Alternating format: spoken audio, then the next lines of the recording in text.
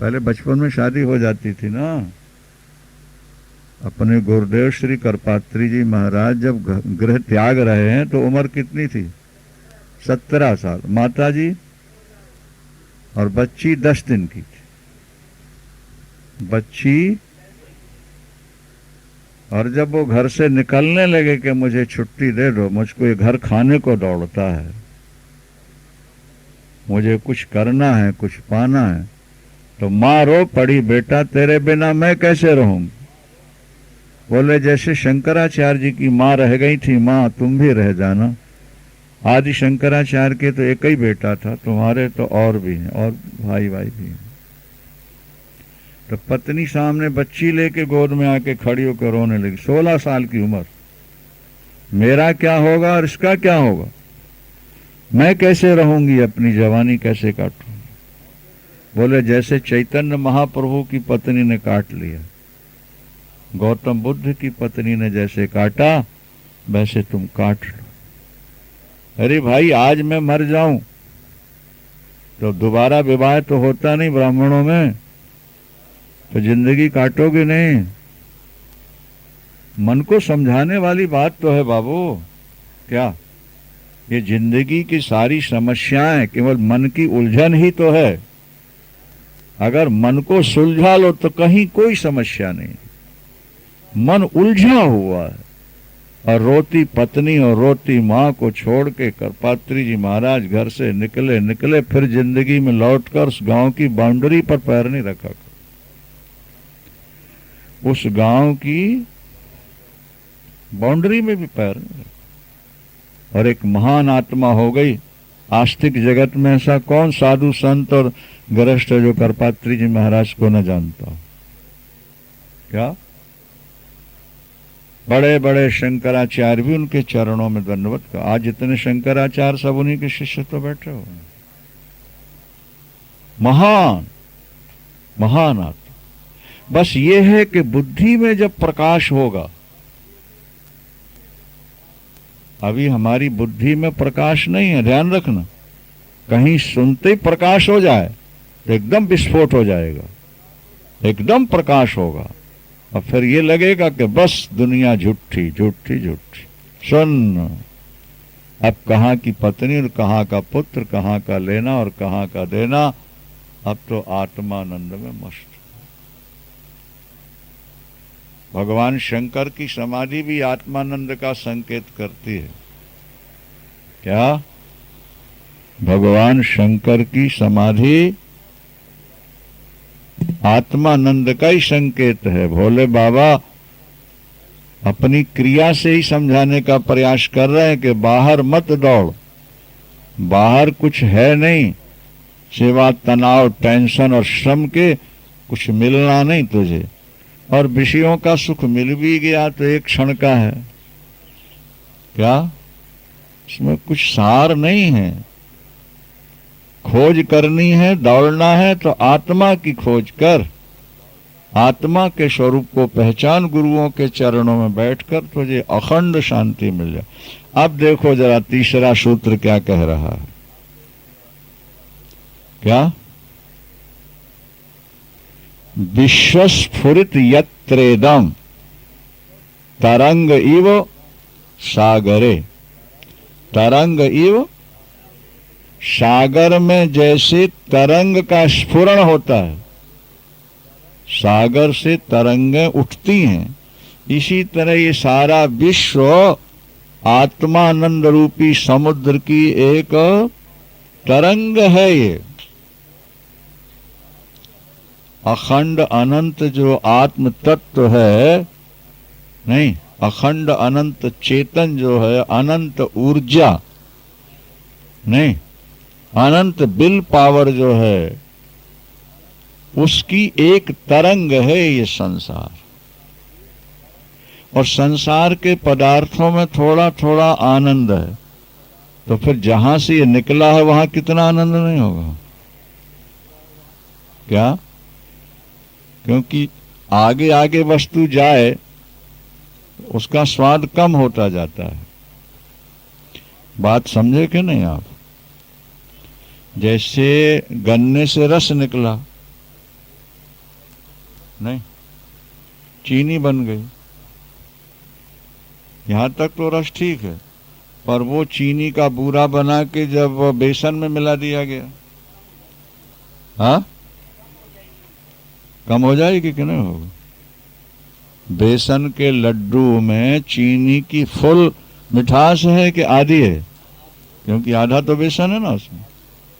और फिर उस लड्डू को किसी और मैदा में मिला दो तो आगे आगे जो चलते जाओगे तो वो स्वाद कम होता जाएगा, पीछे पीछे आते जाओगे आनंद बढ़ता जाएगा। तो आत्मा से निकलने वाला ये संसार और आत्मा से निकलने वाला आनंद का बिंदु, संसार के विषयों में आते आते पदार्थों में बिंदु रूप रह गया है। और हम बिंदु को पाकर के वाह वाह बड़ा आनंद आया, बड़ा आनंद, ऐसे शोर मचाते हैं। अब शास्त्र कहते हैं कि अगर बिंदु में इतना आनंद है तो सिंधु में कितना आनंद नहीं होगा, थोड़ा सोच ले तो। और तू सिंधु है, बिंदु नहीं है, तू भूल गया अपने को।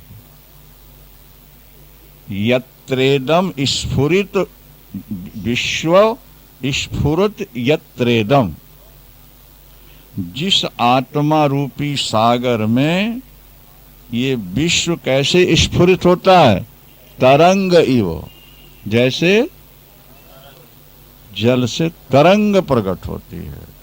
सोहमस्मीति विज्ञाय,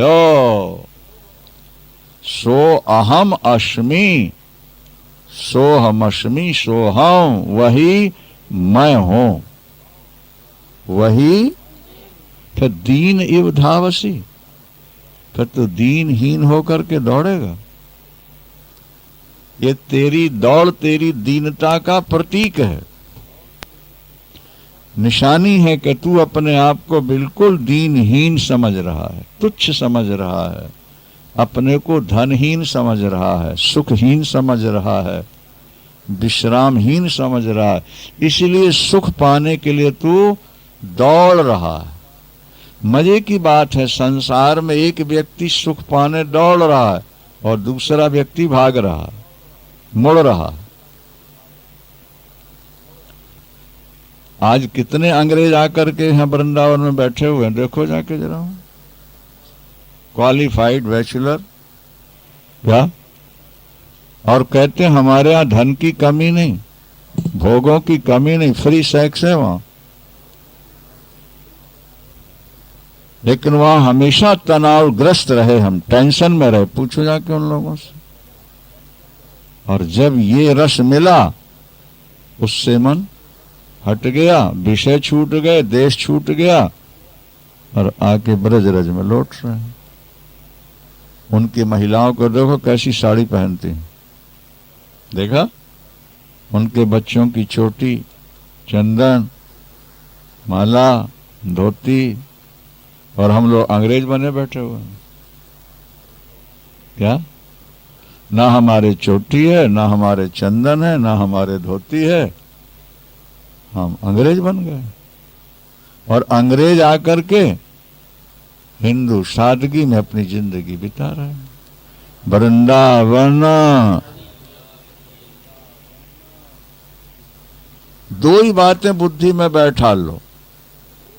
अगर बुद्धि थोड़ा स्थूल हो, भावुकता ज्यादा हो, तो ऐसा मान लो कि मेरा भगवान करोड़ों ब्रह्मांड का मालिक है, आनंद का समुद्र है और मैं उनका दास हूं या उनका सखा हूं। ये भक्ति पक्ष आ गया, भाव पक्ष आ गया। क्योंकि आत्मा और ईश्वर दो नहीं है, आत्मा और ईश्वर दो नहीं।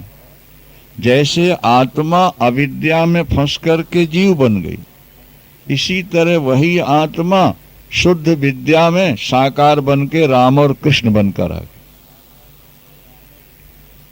क्या, ये अविद्या में शरीर है, आत्मा है, और वो विद्या में है। वेदांत शास्त्र यही कहता है कि मलिन सत्व माया में जो प्रतिबिंब पड़ता है वो तो जीव कहलाता है, और शुद्ध सत्व माया में जो आता है वो ईश्वर कहलाता है, वो ईश्वर कहलाता है। तो वो भी आत्मा ही है। इसलिए भागवत के 14वें 10वें स्कंद के 14वें अध्याय में ब्रह्मा जी स्तुति करके जब जाते हैं और महाराज परीक्षित पूछते हैं कि कृष्णो परोद्भवे ब्रह्म यान प्रेमा कथम भवे। सुखदेव जी से पूछा, जब ब्रह्मा जी बछड़े चुरा के ले गए ना, कथा सुनी है कि नहीं? ब्रह्मा जी ग्वाल वाल बछड़ों को चुरा के ले गए थे, छुपा दिया था, तो भगवान ही ग्वाल वाल बछड़े बन गए थे। ये कथा तो भागवत में सैकड़ों बार सुनी गई होगी।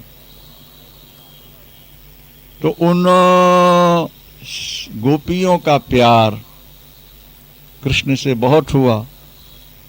महाराज परीक्षित पूछते हैं कि कृष्ण तो दूसरे के बेटे हैं, फिर इन गोपियों का अपने बेटों से ज्यादा कृष्ण से प्यार क्यों हुआ? क्या यान प्रेमा कथम भवे। तो सुखदेव भगवान ने कहा कि राजन, कृष्ण कोई व्यक्ति नहीं है, क्या व्यष्टि नहीं है, वो समष्टि आत्मा है सबकी, और अपनी आत्मा से सबको प्यार होता है। कृष्णम एनम अवेहित्वम आत्मानम अखिलात्मनाम, अखिलात्मनाम प्राणिनाम आत्मानम अवेहि जानिहि। राजन, ये जो कृष्ण है ये समस्त प्राणियों की आत्मा है। तो आत्मा तो अंदर रहती है और ये तो बाहर साकार खड़े हैं। बोले देही व भाति मायया, देही व भाति, वो योग माया से समावृत होकर देही जैसे दिखते हैं, वास्तव में उनकी देह नहीं, वो तो सबकी आत्मा है। इसीलिए गोपियों की भी आत्मा वही है, बच्चों की भी आत्मा वही है, सबकी आत्मा है, इसीलिए वो सबको प्यारे लगते। क्या ये सिद्धांत है? तो अनंत अखंड चेतन तत्व है, उसी चेतन तत्व से इस तरफ जीव आ गया और उस तरफ अवतार हो गया। क्या जैसे एक पेड़ नीचे से निकला और आगे चल के उसमें दो शाखाएं हो, एक जीव और दूसरे ईश्वर, और दोनों अगर मुड़ सकें तो नीचे जाकर के एक समुद्र में दो तरंगें निकली, एक छोटी और दूसरी बड़ी, और दोनों तरंगें समुद्र में फिर एक की एक हो गई। तो मूल आत्म तत्व है, ब्रह्म तत्व है, उसमें ही अवतार, उससे ही अवतार होते हैं और उससे ही अज्ञान के कारण ये जीव भाव पैदा होता है। समझे कि नहीं? अब हम भगवान का भजन तो करते हैं लेकिन अज्ञान तो भीतर बना ही रहता है, और इसीलिए कुछ दिन भजन करने के बाद फिर वो भाव नष्ट भी हो जाता है, कम हो जाता है। हाँ, भजन होता रहे और भगवान कृपा करके अज्ञान मिटा दें तो फिर तो हमेशा के लिए भगवान के हो जाओगे। आप चाहे साकार भजो या निराकार भजो, यद्यपि अष्टावक्र जी ने साकार की बात नहीं की, क्या, लेकिन भगवान कृष्ण ने गीता में और सुखदेव भगवान ने भागवत में, अन्य पुराणों ने साकार की बात भी की है। महर्षि पतंजलि ने भी जहां ध्यान योग बताया वहां उन्होंने कहा ईश्वर प्रणिधानाद वा यथाभिमतम, ध्यान करो, किसका करें? बोले जिसमें मन लगे उसका कर लो, पर एक ही का होना चाहिए। ज्यादा अच्छा है कि ईश्वर का ध्यान करो, साकार ईश्वर का ध्यान करो, फिर चाहो तो निराकार का भी ध्यान कर लो। वह वृत्ति को एक जगह केंद्रित होना चाहिए, चाहे कहीं भी कर लो, स्वरूप का बोध हो जाएगा। ठीक है, तो अब इस श्लोक का अर्थ समझ गए होंगे आप लोग। क्या समझ गए?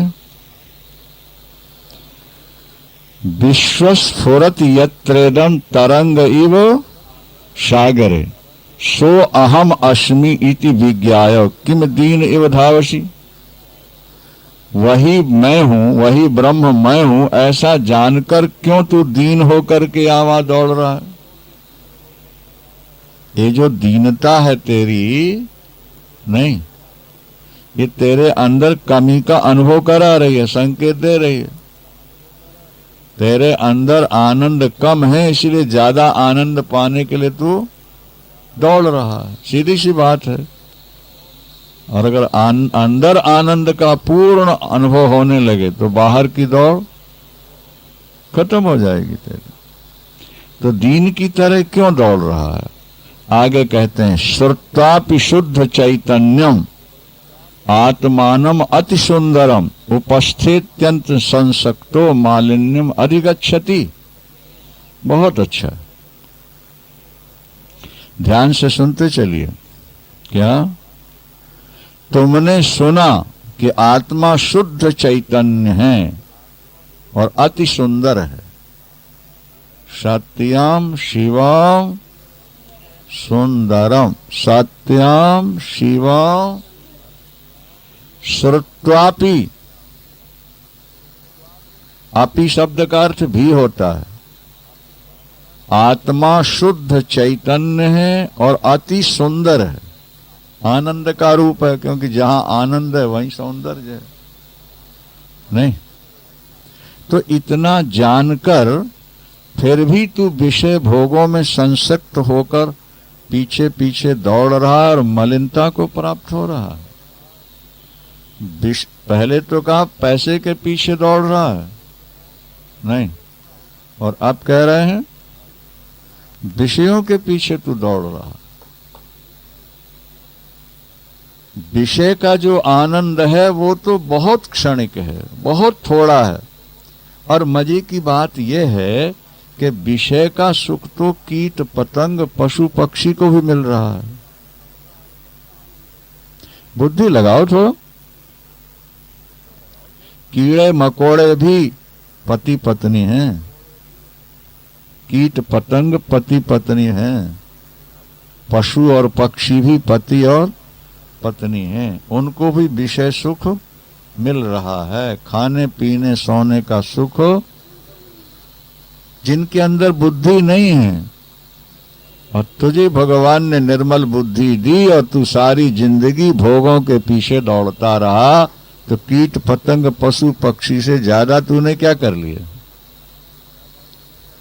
हाँ, विषयानंद पशु पक्षियों को मिल रहा है, कीट पतंग को मिल रहा है।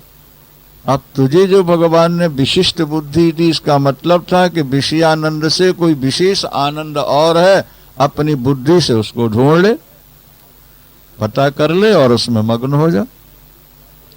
कहा जाए कि भाई विषय भोगों के लिए ही भगवान ने मनुष्य का तन दिया, ये बुद्धि दी, उत्तर ये होगा कि विषय भोग का सुख तो पशु बुद्धि से भी प्राप्त हो जाता है,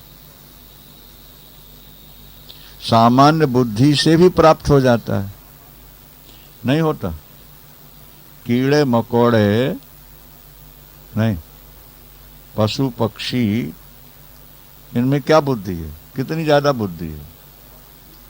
स्वल्प है, बिल्कुल सीमित है, और फिर भी उनको विषय सुख प्राप्त है। वो भी विषयानंद में मस्त है और उनको अपने भोजन में स्वाद मिल रहा है, उनको अपने बच्चों को खिलाने पिलाने में स्वाद मिलता है।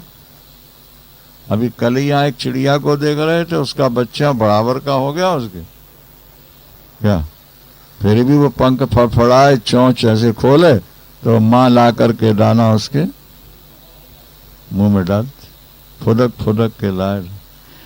मजे की बात ये देखो, कभी किसी बच्चे ने माँ के मुंह में दाना डाला चिड़िया के?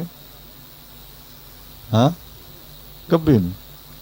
इससे संकेत दे रहे हैं भगवान कि बच्चे सब स्वार्थी होते हैं, ये तुमसे लेने ही वाले हैं, देने वाले कुछ है नहीं, ये समझ लो तुम। वो चिड़िया स्वयं भी दाना चुग रही है।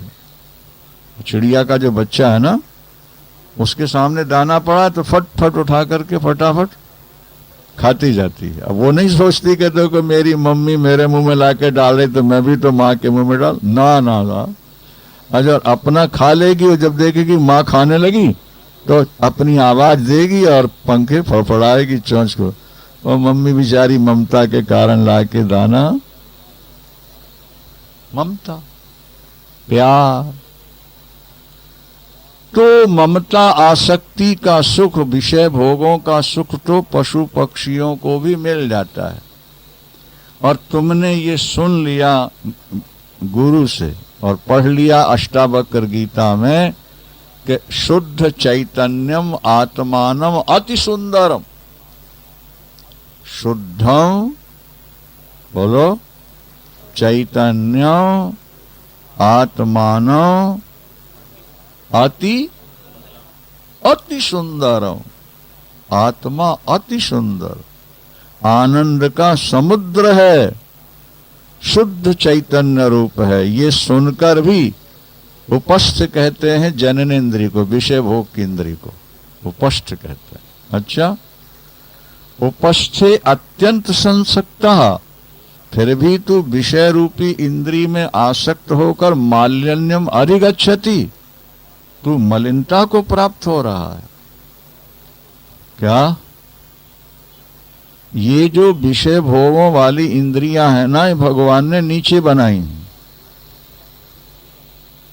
जरा बुद्धि लगा लो। इसका मतलब क्या है कि अगर इनके पीछे पड़ोगे तो नीचे ही जाओगे। तो इनके पीछे पड़े तो नीचे ही जाओगे। और बुद्धि भगवान ने नीचे नहीं बनाई, कहां बनाई? अगर बुद्धि का उपयोग करोगे तो ऊपर चले जाओ। हर जगह भगवान संकेत तो दे ही रहे, उपदेश तो दे ही रहे।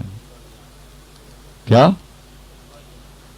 मलिन इंद्रियां नीचे बना दी और ज्ञान इंद्रियां ऊपर बना दी। आंख ज्ञान इंद्रिय है, कान ज्ञान इंद्रिय है, नासिका ज्ञान इंद्रिय है, मुख में भी रसना ज्ञान इंद्रिय है, स्पर्श भी ऊपर। तो ये ज्ञान इंद्रिय ऊपर क्यों बनाई और भोग इंद्रिय नीचे क्यों बनाई? उसका संकेत भगवान ने मानो दे दिया कि भोग इंद्रियों में फंसे रह जाओगे तो तुम नीचे गिर जाओगे, कीट पतंग पशु पक्षी बनोगे, तुम्हारा एक कीमती जीवन नष्ट हो जाएगा। और अगर उनकी मलिनता से तुम ऊपर उठ गए और इन ज्ञान इंद्रियों से दिव्य परमात्मा का भजन पूजन कीर्तन और आत्मचिंतन किया तो ऊपर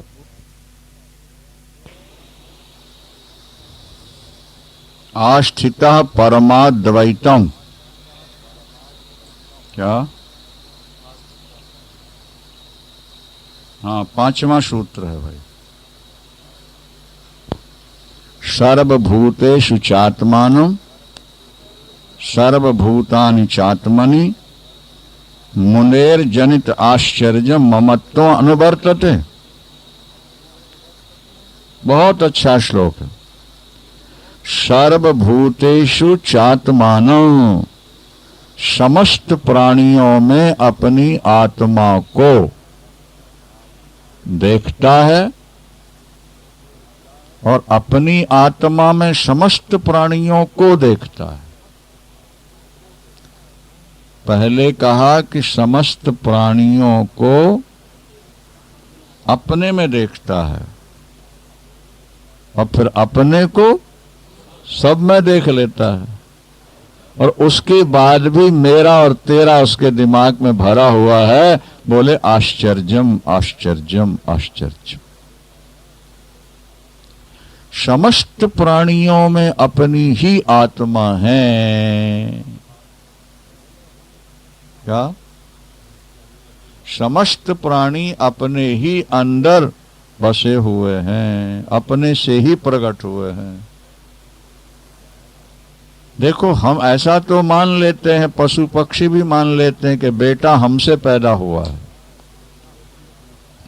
बेटी हमसे पैदा हुई है, और उनकी सुरक्षा और व्यवस्था के लिए सारी जिंदगी हम लगा देते हैं।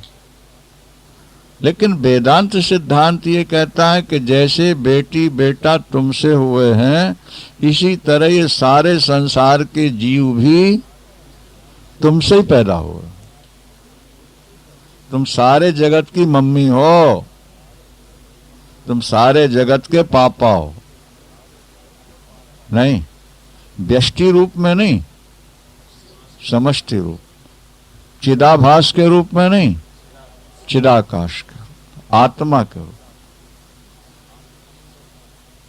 ये संसार आत्मा से ही तो प्रकट हुआ ना, परमात्मा से। परमात्मा शब्द आपके जल्दी समझ में आता है, पर परम तो विशेषण है ना, शेष तो आत्मा है। तो ये अनंत अखंड जो हमारी आत्मा है, केवल एक शरीर में एक आत्मा नहीं, ये गलत सिद्धांत है। क्या? सर्वभूतेषु चात्मानम और सर्वभूतानि चात्मनि ईक्षते योग युक्तात्मा सर्वत्र समदर्शन। गीता में भी भगवान ये कहते हैं, सर्वभूतेषु आत्मानं, समस्त प्राणियों में, सप्तमी अधिकरण है, सर्वभूतेषु समस्त प्राणियों में आत्मानम, आत्मा को देखे, और सर्वभूतानि चात्मनि और समस्त प्राणियों को आत्मा में देखे। भगवान कृष्ण में यही बात कहते हैं। क्या? अष्टावक्र जी ने कोई नई बात नहीं कही, भगवान कृष्ण भी यही बात कह रहे हैं, और अन्य महर्षि वशिष्ठ भी यही बात कह रहे हैं। सब प्राणियों में आत्मा को देखो। क्या? सब प्राणियों में आत्मा को देखो और समस्त प्राणियों को आत्मा में देखो। समस्त प्राणियों में आत्मा को और समस्त प्राणियों को आत्मा में। हम उनके अंदर और वो हमारे अंदर। ये दोनों बातें कैसे हो जाएंगी? हम उनके अंदर और वो, तो दृष्टांत से समझ लो। सभी घड़ों के अंदर आकाश रूप से मैं व्याप्त हूं। जैसे आकाश ये कह रहा हो कि सभी घड़ों के अंदर मैं हूं और सारे घड़े मुझ में हैं। बिल्कुल साफ साफ है दृष्टांत। सारे घड़ों के अंदर क्या है? आकाश। और घड़े कहां रखे हैं? आकाश के अंदर है। तो समस्त घड़ों में आकाश, और आकाश में सारे घड़े रखे हुए। बिना आकाश के घड़ा रखोगे कहां? तो घड़े में आकाश, आकाश में घड़ा। इसी तरह समस्त प्राणियों में आत्मा और समस्त आत्मा में समस्त प्राणी। अब दृष्टांत से बात समझ में आ गई? नहीं आई? सर्वभूतेषु चात्मानम, सप्तमी है, सर्वभूतेषु अधिकरण। तो मैं पै पर होता है ना सप्तमी में, हाँ, व्याकरण की दृष्टि से। तो सर्वभूतेषु समस्त प्राणियों में आत्मानम, आत्मा को देखो। ये कौन कह रहे हैं? भगवान कृष्ण। सर्वभूतेषु चात्मानम और सर्वभूतानि, सर्वभूतानि चात्मनि, समस्त प्राणियों को आत्मा। क्योंकि अब आत्मा तुम्हारी एक शरीर में नहीं रह गई, अब तो तुम व्यापक हो गए ना भाई। क्या? तो व्यापक आत्मा के अंदर ही सारे शरीर हैं, और शरीरों के अंदर जो चेतना है वो भी तुम ही हो। तो फिर अपना और पराया कहां रह गया? फिर ममता कहां गई? ममता तो सीमित में होती है, ममता तो सीमित में होती है। मेरे इतने बेटे हैं, मेरी इतनी बेटी है, मेरा इतना मकान है, मेरी इतनी दुकान है। नहीं, सीमित वस्तु में ममता होती है। तो वो यहां पर कहते हैं क्या कि सर्वभूतेषु चात्मानं और सर्वभूतानि चात्मनि। वो गीता का श्लोक और ये दोनों मिलते जुलते हैं। अच्छा भाई, अब मुनेर जनित आश्चर्यम, मुनि ने ऐसा जान लिया और फिर भी आश्चर्य है कि ममत्वम अनुवर्तते, फिर भी वो सीमित वस्तुओं में ममता किए बैठा है कि ये मेरी, ये मेरी, ये मेरी। बोले आश्चर्य है, आश्चर्य है, आश्चर्य। सब में मैं हूं और मुझ में सब हैं, और उसके बाद भी दो चार के प्रति मेरी ममता है और बाकी के प्रति उपेक्षा है। नहीं, गलत है ये। सही ये है कि सबके प्रति ममता हो जाए या सबकी उपेक्षा हो जाए। सबके प्रति ममता हो जाए या सबकी उपेक्षा हो जाए। अखंड में रहना है, चाहे तो सबको अपना मान लो और चाहे सबसे अलग हो जाओ। जहां तुमने अखंड का खंड किया, बस वहीं तुम बन गए। वहीं तो बंधन वही है जब तुम अखंड को छोड़ के खंड में आ जाते हो। हवा यूं तो अखंड है और अपनी मस्त चाल से चल रही है, स्वतंत्र घूम रही है, लेकिन जब कभी वो ट्यूब में घुसी, क्या समझ में आ रही बात कि नहीं? ट्यूब में घुसते ही बन गई, यूं स्वतंत्र थी। जहां हमने कहा ये मेरे, बस तुम बन गए। परिवार हमको नहीं बांधता, हम स्वयं परिवार से बंध जाते हैं, स्वयं बंधते हैं। परिवार हमको उतना नहीं चाहता जितना हम समझ रहे हैं। ये बात आप ध्यान रखना। इस विषय में माता पिता की समझ गलत होती है। माता पिता सोचते हैं कि बहुएं, बेटे और पोते हमको ज्यादा चाहते हैं, पर ऐसा नहीं है। वो फॉर्मेलिटी के रूप में ऊपर ऊपर चाहते रहते हैं, और हम इतना ज्यादा चाहते हैं कि हम उनके बिना रह नहीं सकते। तो बंधन उनकी तरफ से नहीं है।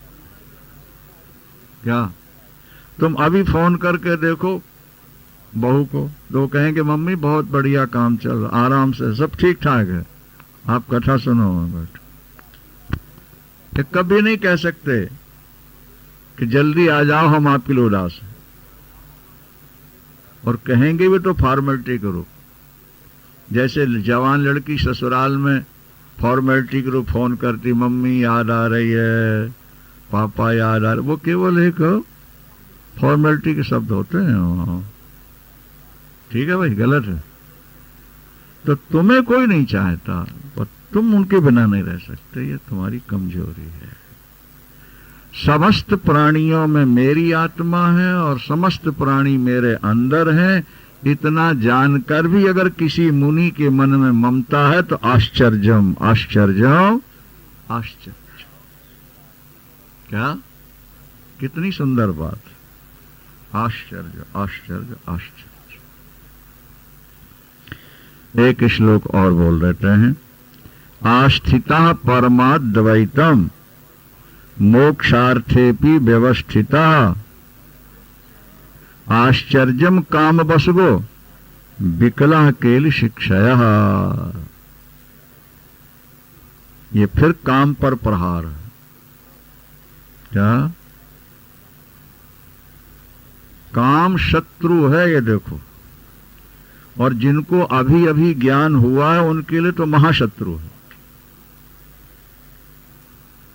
ज्ञान को नष्ट करने वाला अगर कोई है तो वो काम। गीता में भगवान ने घोषणा पूर्वक ये बात कह दी कि ज्ञानिनो नित्य वैरिणा, ज्ञानिनो नित्य वैरिणम, ये ज्ञानियों का बैरी है। बैरी, बैरी किसको कहते हैं? हाँ, बैरी शत्रु को। क्या? एक ही चीज है, दुश्मन को बैरी कहते हैं। और भगवान कहते हैं ज्ञानियों का ये दुश्मन है। कौन? हाँ, कौन? इसके कारण तुम अपनी जिंदगी बर्बाद कर रहे हो। देखो,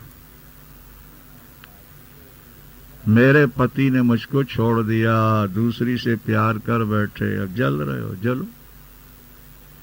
और कीमती जिंदगी तुम्हारी खत्म हो जानी, तुम्हारे हाथ कुछ नहीं लगना। पति मर गया, याद कर करके रो रहे। अरे हमारे यहाँ तो एक 72 साल का बूढ़ा, पत्नी मरी तो बहुत रोता था। वो कहता था प्रत्यक्ष नहीं तो सपने में भी अगर कोई मिला दे तो 10,000 रुपया इनाम तो दूंगा। ये आज नहीं, पुरानी बात है। आज वो 10,000, 2 लाख, 3 लाख के बराबर। ये बिल्कुल सही बता रहे हैं आप। 72 वर्ष का बूढ़ा, और हमारे आश्रम, वहां आश्रम है ना, आके रोता था। तो प्रत्यक्ष न मिले, कम से कम सपने में आ जाए मेरे, तो भी 10,000 का इनाम है। ये पुरानी स्मृतियां जिंदगी को बर्बाद करती रहती। देखो भाई, आस्थिता परमाद्वैतम, क्या? परम अद्वैत में स्थित हो गया और मोक्ष भी चाहता है। लेकिन आश्चर्य यह है कि काम का चेहरा बनकर के कामनी के पीछे पीछे दौड़ता रहता है। काम का चेहरा बनकर कामनी के पीछे दौड़ता है और न मिलने पर व्याकुल होता है, छटपटाता है। और तुम मेरी प्राण बल्लभा हो, मेरी प्रेयसी हो, मेरी प्रियतमा हो, मेरी जिंदगी तुम्हारे लिए है, तुम्हारे बिना मैं रह नहीं सकता, ऐसे ऐसे शब्दों का प्रयोग होता है। और उसके पैर दबाना पड़े तो दबा दें, तलवे चाटना पड़े तो चाट लें, तुम ही सब कुछ हो। क्या समझे भैया? ये आश्चर्य है। आस्थिता परमाद्वैतम, परम अद्वैत तत्व में स्थित होकर, और मोक्ष के लिए भी तैयारी है कि हम मुक्ति चाहते हैं अब संसार को छोड़ दे, फिर भी आश्चर्यम काम वशगः, ये महान आश्चर्य है कि वो काम के वश में हो जाता है और फिर दौड़ता रहता है पीछे पीछे। ये बड़ा शत्रु है, इसको छोटा शत्रु नहीं समझ लेना। इसने किसी का पीछा छोड़ा ही नहीं। ये ऋषियों को सताए, मुनियों को सताए, गृहस्थों को सताए, पशु पक्षियों को सताए, रोगी को सताए, निरोग को सताए, सबको सताता है। सच्चिदानंद। क्या समझे? जब तक शरीर है तब तक काम है। इंद्रियां जवाब दे जाएं तब भी काम क्या की जो वासना संस्कार है वो अंदर रहेगा। जिनको हम बहुत बड़े बड़े संत मानते हैं उनमें भी काम है। एक बहुत बड़े संत से हमने पूछा काम की क्या स्थिति है। उन्होंने कहा काम तो है लेकिन ज्ञान से दबा रहता है, निर्मल बुद्धि से उसको दबा के रखते हैं, हावी नहीं होने देते। सबके अंदर रहता है और सदा रहता है। क्या?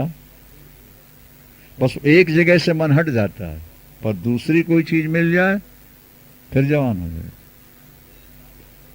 एक साधक ने हमसे कहा कि हमको बहुत बड़ा अभिमान था कि हमारा मन कभी विचलित नहीं होगा, और बोले गाड़ी कार में या मेट्राडोर में बैठ के गए और एक बगल में सुंदरी स्त्री बैठी थी, बोले मन में विकार आ गए। लोग हमें सुनाते रहते हैं ना भाई, डॉक्टर से रोग नहीं छुपाया जाता, तो साधक लोग अपनी चर्चा कभी कभी कर देते हैं।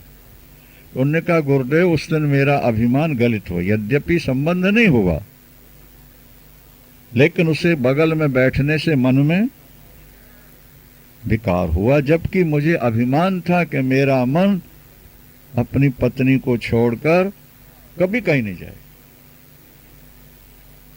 एक अच्छे साधक ने हमें सुना, ये काम प्रबल शत्रु है और ये नित्य नया भोग चाहता, जो प्राप्त है उसके प्रति आसक्ति नहीं रहती, स्वाद नहीं रह जाता, और जो अप्राप्त है उसको पाने के लिए तड़पते रहे। मनोविज्ञान, इस पर ध्यान देना अच्छी तरह से। बोलो सच्चिदानंद। जिनका ज्ञान प्रबल है, जिनकी बुद्धि निर्मल है और जो कुसंग से बचे हुए हैं, उन पर तो काम हावी नहीं हो पाता, पर जो कुसंग में रह जाते हैं क्या, और बुद्धि कमजोर हो तो मन में विकार आ जाते, उत्पन्न हो जाते हैं। और आगे श्लोक मिलेगा कि ये काम शत्रु है। अभी आप सुनोगे, समय हो गया। आस्थिता परमाद्वैतम मोक्षार्थेपि व्यवस्थिता और आश्चर्यम काम बसगा। आश्चर्य है कि नहीं? प्रत्येक श्लोक में आश्चर्य आश्चर्य अष्टावक्र कह रहे हैं। आश्चर्य काम बसगः विकलः व्याकुल हो रहा है केल शिक्षया। क्या? काम क्रीड़ा के लिए केल शिक्षया, ये पुराने संस्कार उसको उद्भूतन ज्ञान दुर्मित्रम अवधारयति दुर्बलः आश्चर्यम काममाकांक्षेत कालम अंतम अनुश्रितः। क्या? अरे भाई, कोई व्यक्ति दुर्बल हो और मौत सामने खड़ी हो, हाँ, अगर उसमें काम पैदा ना हो तो आश्चर्य नहीं है, लेकिन अगर उसमें भी काम पैदा हो जाए किसी सुंदरी को देख के, तो आश्चर्य है कि नहीं है? बोलो। शरीर कमजोर हो गया है, मौत सामने दिख रही है, ऐसे समय काम की उत्पत्ति नहीं होती, नहीं होनी चाहिए, पर अगर किसी के हो जाए तो आश्चर्य है कि नहीं? तो इसी तरह यहां कहते हैं कि घर छोड़ा, मां बाप छोड़े, पत्नी पुत्र छोड़े, नहीं, नाम गोत्र छोड़ा, क्षेत्र की रोटियां खा के जी रहे हैं, अब फिर भी मोक्ष चाहते हैं और फिर भी काम के पीछे दौड़ रहे हैं, तो आश्चर्य हुआ कि नहीं हो? बोलो। फिर भी काम के पीछे दौड़े तो आश्चर्य। अगर काम के पीछे दौड़ना था तो शादी करा लेते, घर में रहते, बाल बच्चे पैदा करते। जब तुमने एक बार मन में संकल्प ले लिया कि हम बाहर चले, अब हमको ना काम चाहिए, भोग चाहिए, न धन चाहिए, न मान प्रतिष्ठा, न बेटे, और वहां जाके बैठ के फिर उसी तरफ ताकना शुरू कर दिया, और आश्चर्यम आश्चर्यम आश्चर्यम आश्चर्य है कि नहीं? और उद्भूतम ज्ञान दुर्मित्रम, अभी अभी तुम्हें ज्ञान हुआ है, तो तुम्हारे ज्ञान का सबसे बड़ा शत्रु कौन है? बोलो। काम। अगर ज्ञान प्रकट होते, प्रभु का प्रेम प्रकट होते, वैराग आते आते काम आ गया बीच में, सबको सफा कर देगा, सबकी सफाई कर जाएगा। इसीलिए गीता के 3 अध्याय में भगवान ने कहा, जहि शत्रुम महाबाहो काम रूपों दुराशदम। इस दुर्धर्ष भयानक काम को तू अपना शत्रु समझ के मार दे। जही, जही माने मार देना, त्यागना नहीं। जही माने उसको खत्म ही कर देते, हिंसा के अर्थ में जही। जही शत्रुम महाबाहो काम रूपों दुराशदम। आगे मिलेगा विस्तार से कि ये मन में जो वासना भोगों की इच्छा है, यही आत्मदर्शन में बंधन है। ये आत्मदर्शन में कोई बाबा लंगोटी लगा के हरिद्वार में रह रहा है, गंगा किनारे पड़ा रहता है, और वो भिक्षा मांगने आए, पानी लेने आए, तो कोई नहीं कहेगा बाबा बाबा होकर रोटी मांगने क्यों आया। क्या? क्योंकि ये तो जरूरी चीज है, नैसर्गिक है। लेकिन वो बाबा किसी औरत के पीछे चल पड़े तो हर व्यक्ति कहेगा, अरे बाबा ये क्या कर रहे हो। ठीक है, गलत है। बाबा की हर बात लोग स्वीकार कर लेंगे, वो गाली दे दे तो भी बेचारे भक्त भावक सह जाएंगे, अपमान कर दे सह जाएंगे, थोड़े पैसे संग्रह करता हो तो भी सह जाएंगे, खाना पीना बढ़िया तो भी। लेकिन कहीं श्रीमती देख ली उन्होंने, छुट्टी हो गई फिर तो बाबा। ऐसे कई बाबा हैं जिनको बहुत लोग चाहते थे, लेकिन जब वो बाबा से बाबूजी बने तो कुछ एक चेले रह गए, बाकियों ने छोड़ दिया। यही अनेक ऐसे, मतलब जो काम का चेहरा बन गया, लोग सोच लेते हैं नीची कोटि का व्यक्ति है। ये भजन का सबसे बड़ा शत्रु है। और अभी अभी तुमने अष्टावक्र गीता सुनी और अभी अभी आत्मा का बोध हो रहा है, नहीं समझे? अभी ज्ञान उत्पन्न नहीं हो रहा, और जहां काम के चक्कर में पड़े सो काम तमाम हो गया तुम्हारे ज्ञान का, छुट्टी कर देगा। ये ज्ञानियों का सबसे बड़ा शत्रु है। तुम अखंड अनंत शांति चाहते हो तो इस बात को स्वीकार कर लो। क्या? आश्चर्यम काम बसगा। आप ध्यान देकर पढ़ोगे तो हर श्लोक में आश्चर्यम आश्चर्यम है। धन के पीछे दौड़ तो आश्चर्य, क्रोध आए तो आश्चर्य, और काम के पीछे दौड़ पड़े तो आश्चर्य, और ममता के पीछे दौड़े तो आश्चर्य। आश्चर्य आश्चर्य माने संकेत यह है कि आत्म तत्व को बोध होने के बाद, आत्म तत्व को समझ लेने के बाद, ना तो धन के प्रति आश्चर्य हो आकर्षण हो, ना वासना के प्रति हो, न परिवार के प्रति हो। क्या समझा? इन सब से तुम्हारा मन न्यूट्रल हो जाए, तब आत्मानंद का ज्ञान दृढ़ होगा, परिपक्व होगा, और फिर वो आनंद प्रकट होकर तुम्हारे जीवन को आनंद से सराबोर कर देगा। सच्चिदानंद भगवान की। 7वें श्लोक में कहा गया था कि उद्भूतम ज्ञान दुर्मित्रम अवधारयाति दुर्बलः आश्चर्यम काममाकांक्षेत कालम अंतम अनुश्रितः।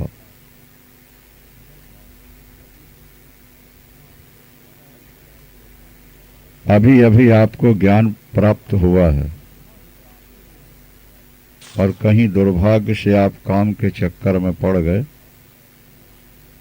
आपका उद्भूत ज्ञान, प्रगट ज्ञान फिर छुप जाएगा। ज्ञान को छुपाने वाला काम है। क्या? इसलिए कहा करते हैं कि महात्मा के हर दोषों को लोग नजरअंदाज कर देते हैं, पर महात्मा में काम का कलंक लग जाए तो लोग फिर उसको त्याग देते हैं या हे दृष्टि से देखने लगते। और काम जिंदगी का सबसे बड़ा प्रबल शत्रु है, क्योंकि काम से ही सृष्टि हुई है। क्या ये संसार कहाँ से बना? काम से। वासना न होती, काम न होता, जीवाणु न होते तो संसार कैसे बना? तो संसार का मूल है काम, और काम है ज्ञान का शत्रु। काम ही राम को छुपाता है, काम ही आत्मज्ञान को छुपा देता है। जैसे बादलों से सूरज ढक जाता है, जैसे धुएं से आग छुप जाती है, जैसे झिल्ली से बच्चा छुपा रहता है, इसी तरह काम से ज्ञान छुपा रहता है। क्या ये भगवान कहते हैं? इसलिए अगर तुम्हें ज्ञान प्राप्त हो रहा है, थोड़ा बहुत, अगर तुम्हें ज्ञान प्राप्त हो रहा है तो पहली शर्त है कि तुम काम से अपने को बचा लो। फिर वो ज्ञान आपका जब बढ़ जाएगा, प्रबल हो जाए, परिपूर्ण हो जाए, उसके बाद काम का उतना प्रभाव नहीं पड़ेगा। जैसे घड़ा कच्चा है तो पानी से बचाना है, और पक गया तो पानी रखा रहे, फिर कोई खतरा नहीं। पहली बात तो यह है कि ज्ञान होता ही तब है जब वासना का क्षय हो जाता है। मनोनाश, वासना क्षय। सेक्स की भूख खत्म हो जाए, भोगों की भूख खत्म हो जाए, और मन उन्मनी भाव को प्राप्त हो जाए, मन में संसार का स्फुरण न हो, बस तुम्हें ज्ञान हो गया, ज्ञान हो जाए।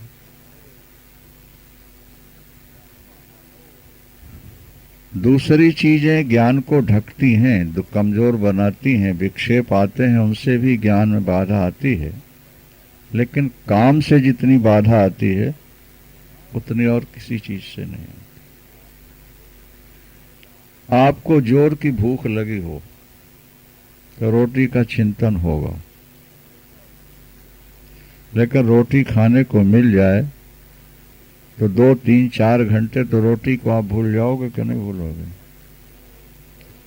भयानक प्यास है, पानी मिल गया तो कुछ समय के लिए पानी को आप भूल जाओ,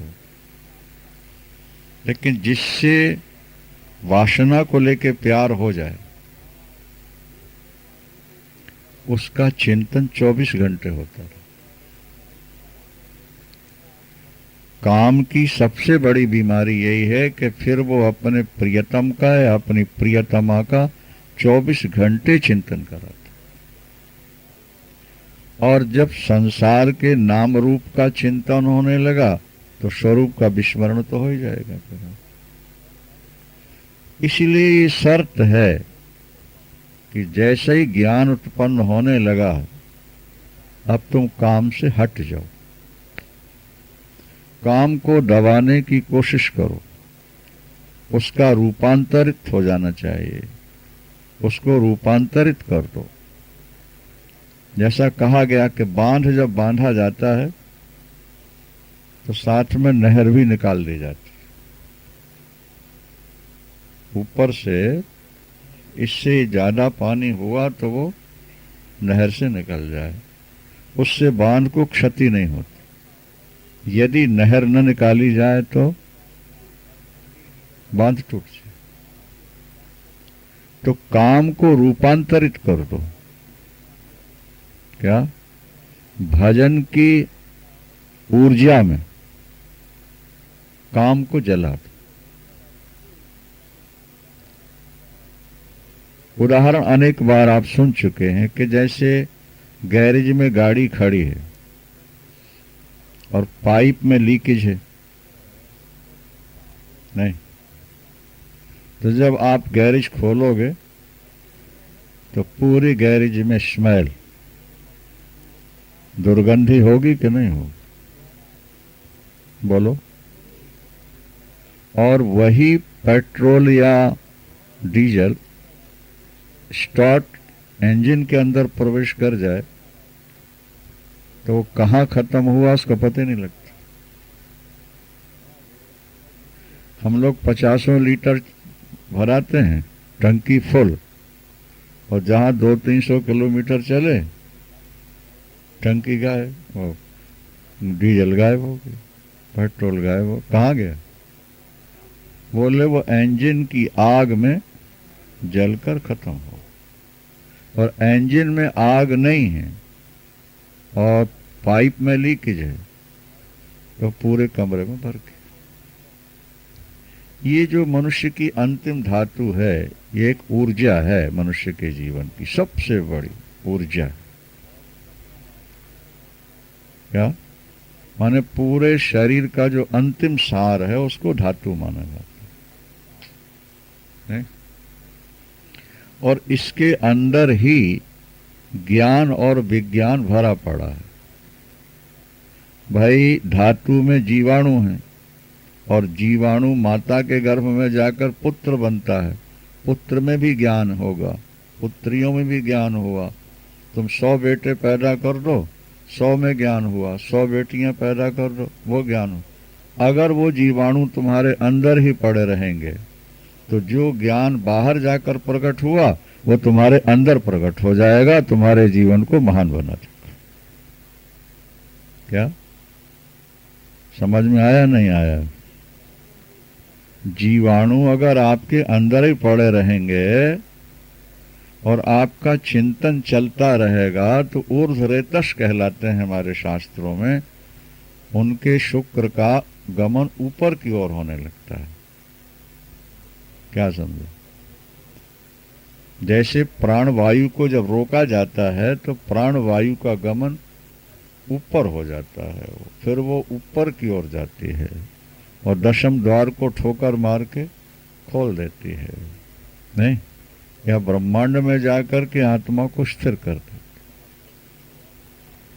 सहज गति से वायु चल रही तो कोई प्रतिक्रिया नहीं है, उसमें कोई क्रांति नहीं है। पर जहां आपने प्राणायाम से वायु को रोका, वही वायु पर ऊपर की ओर जाना शुरू।